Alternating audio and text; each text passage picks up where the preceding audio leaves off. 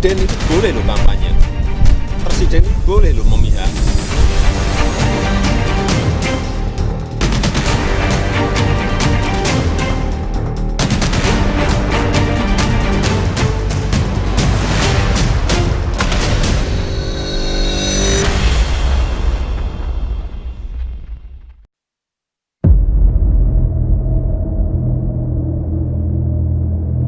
Presiden Joko Widodo membuat pernyataan mengagetkan. Jokowi mengatakan jika sebagai presiden dirinya boleh berkampanye dan berpihak dalam pemilihan umum selama tidak menggunakan fasilitas negara. Selain itu, Jokowi juga menyinggung hak demokrasi bagi presiden, di mana seorang presiden pun boleh memihak dan boleh juga berkampanye. Jokowi berdalih seorang presiden tidak bisa lepas dari predikat sebagai pejabat publik dan juga pejabat politik. Tak hanya itu, Jokowi juga menyebut jika menteri juga boleh memihak. Meski begitu, Jokowi menekankan pentingnya menghindari konflik kepentingan saat berkampanye. Jokowi menegaskan presiden maupun pejabat publik lain seperti menteri dilarang menggunakan fasilitas negara. Terlepas dari pernyataan Jokowi, bila berkaca aturan main soal kampanye yang termuat dalam Undang-Undang Nomor 7 Tahun 2017 tentang Pemilu, Pasal 299 antara lain menyebutkan Presiden dan Wakil Presiden mempunyai hak melaksanakan kampanye. Selain itu, pejabat negara lainnya yang berstatus sebagai anggota partai politik juga mempunyai hak melaksanakan kampanye. Meski perkataan dan sikap yang diambil Presiden Jokowi tidak menyimpang dari undang-undang, namun layak dan elokkah hal tersebut dilakukan? Pernyataan ayah dari calon Wakil Presiden nomor urut 2 Gibran Rakabuming Raka tersebut diutarakan di tengah sorotan publik soal netralitas kabinet pemerintahan Jokowi, serta tudingan pemanfaatan fasilitas negara untuk berkampanye. Tim TV One mengabarkan.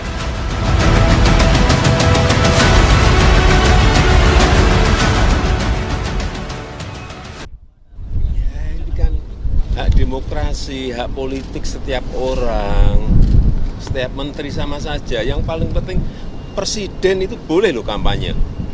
Presiden itu boleh loh memihak. Boleh.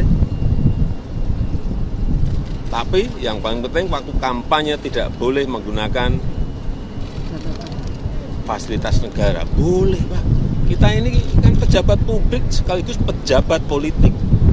Masa gini nggak boleh berpolitik? Nggak boleh. Menteri juga boleh. Gimana?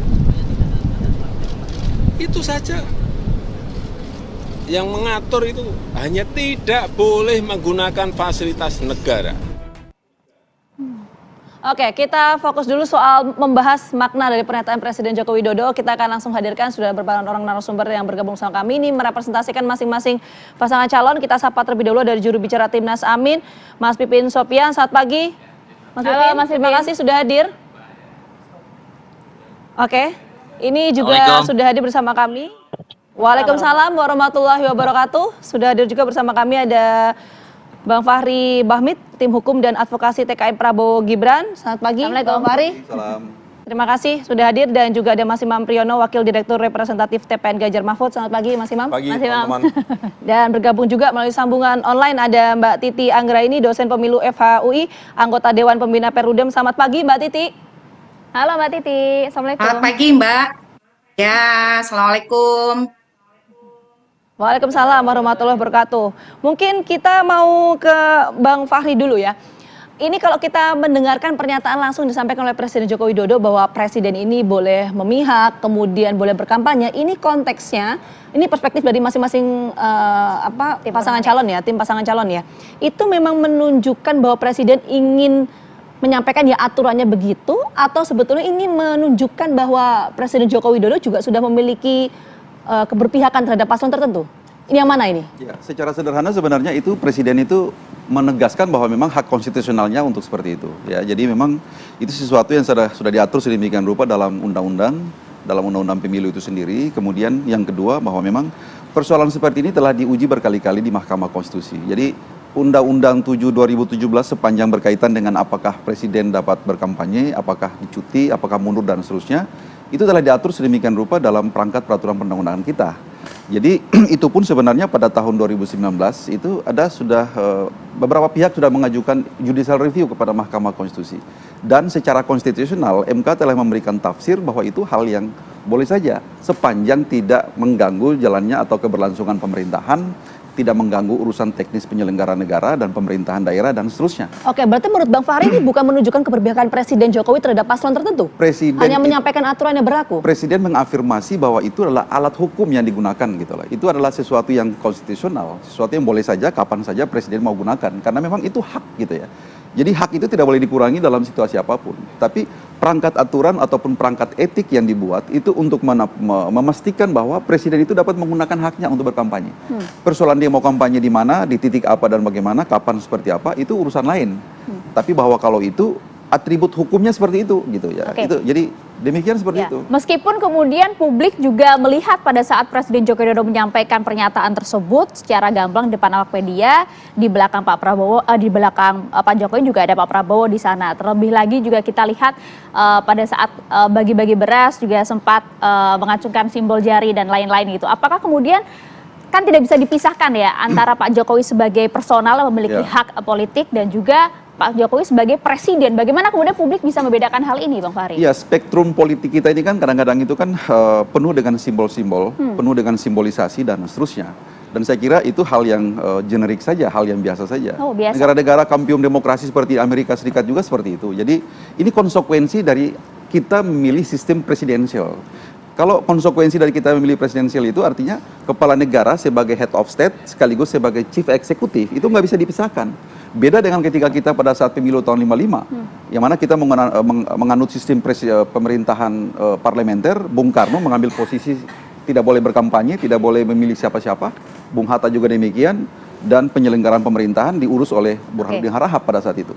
Nah, kalau kita saat ini adalah sistem presidensial, konsekuensinya semua di tangan presiden, dan presiden punya hak untuk melakukan hal yang seperti itu, gitu. Jadi sebenarnya ini telah clear secara hukum, secara konstitusional, dan hari ini kita mencoba untuk memperdebatkan dari berbagai perspektif etik. Kalau etik itu persoalan filsafat yang sebenarnya pada saat rumusan norma itu diperdebatkan di DPR pada tahun 2017, itu harus didebatkan di situ.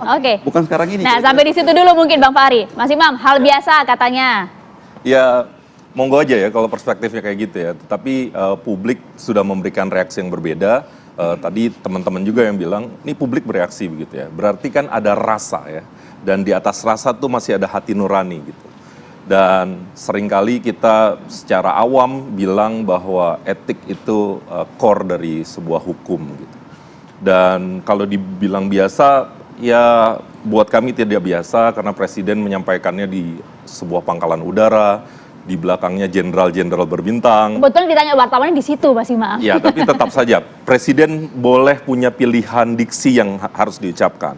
Karena apa yang diucapkan presiden itu selalu akan punya makna, akan punya semiotika, dan apalagi kalau kita mengacu pada sumpah presiden ya, bahwa dia akan menjalankan undang-undang dasar, dia akan berlaku seadil-adilnya, dan seterusnya.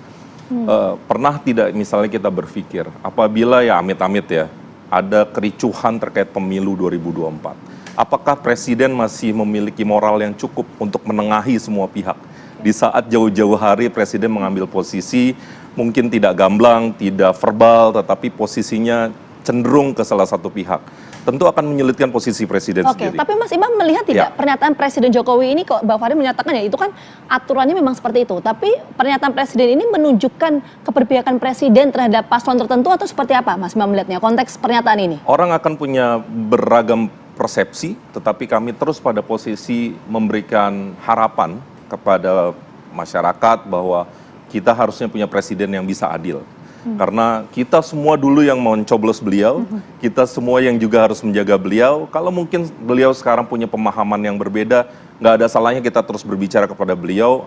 Ayo Pak, ingat kita semua adalah anak-anak bangsa yang harus diayomi juga oleh Presiden Jokowi. Meskipun demikian, sebenarnya Mas Ganjar dan Prof Mahfud tuh nggak terlalu hirau dan kita masih sibuk turun ke masyarakat ya, bersalaman, mencari inspirasi, dan di situ juga ada keresahan-keresahan masyarakat. Itu kok di belakangnya TNI ya Pak ya? Itu kok demikian ya, kok Presiden bicara hal-hal yang boleh dan tidak boleh yang sangat bisa dibilang sangat normatif, sangat debatable di ruang publik, dan di belakangnya TNI yang harusnya netral. Nggak etis menurut Anda ya? Menurut kami itu tidak etis dan kami berharap Presiden mengambil jarak dari Kita tangkap poinnya. Kita mau ke Mas Pipin. Mas Pipin, fokus dulu ke diskusi kita ini soal pernyataan Presiden ini apakah menunjukkan keberpihakan Presiden terhadap paslon tertentu atau ya ini sifatnya hanya menyampaikan aturan yang berlaku saja?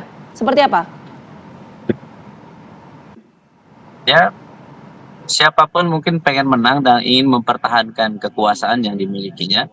Dan bagi kami, apa yang disampaikan oleh Pak Presiden itu ada 3 kecacatan. Satu adalah cacat sumpah, yang kedua adalah cacat keteladanan, yang ketiga adalah cacat kenegarawanan.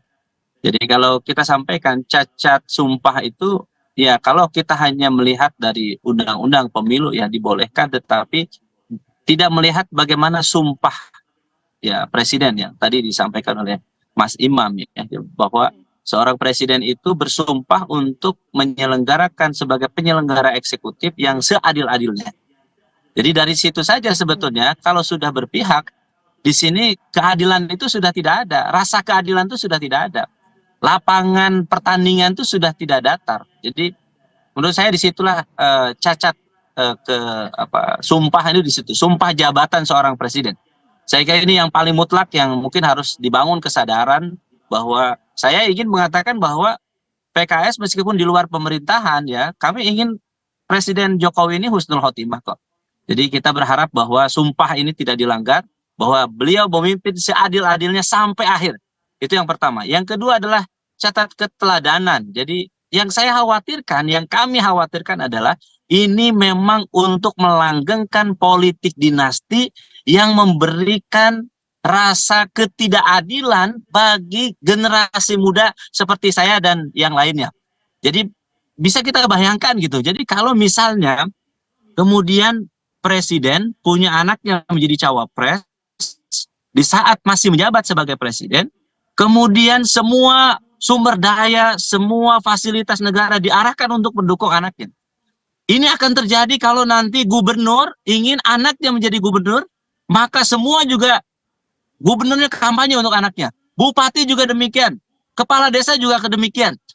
Pertanyaannya, kapan anak-anak yang berprestasi, yang misalnya, contoh misalnya banyak saya kira di PKS ada Dr. Gamal Albin Said, Ketua Bidang Kepemudaan, prestasinya segudang, bukan anak presiden.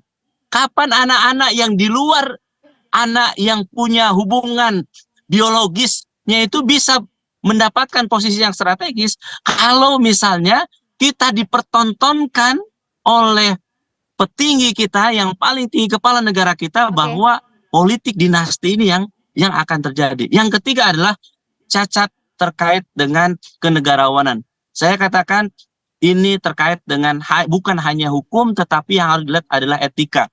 Kenegarawanan ini yang dibutuhkan oleh seorang Presiden Jokowi ke depan, sehingga nanti saya berharap mudah-mudahan kami dari PKS ingin menjadikan bahwa siapapun presidennya, maka setelah menjadi akhir, maka dia levelnya naik. Bukan hanya sebagai politisi, tetapi dia adalah sebagai negarawan.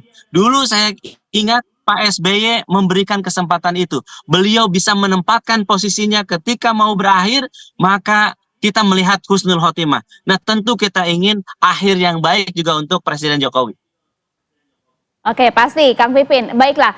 Nah, tadi disampaikan juga nampaknya saya juga kalau melihat pernyataan dari Presiden Joko Widodo nampak begitu sederhana. Khawatirnya kemudian ini bisa diartikan beragam oleh masyarakat luas. Jadi kita nanti ingin bedah sebenarnya secara normatif undang-undang seperti apa Mbak Titi, apa yang diperbolehkan, apa yang dilarang, dan juga kita melihat secara utuh undang-undang tersebut. Usai jeda ya Mbak ya, sesaat lagi.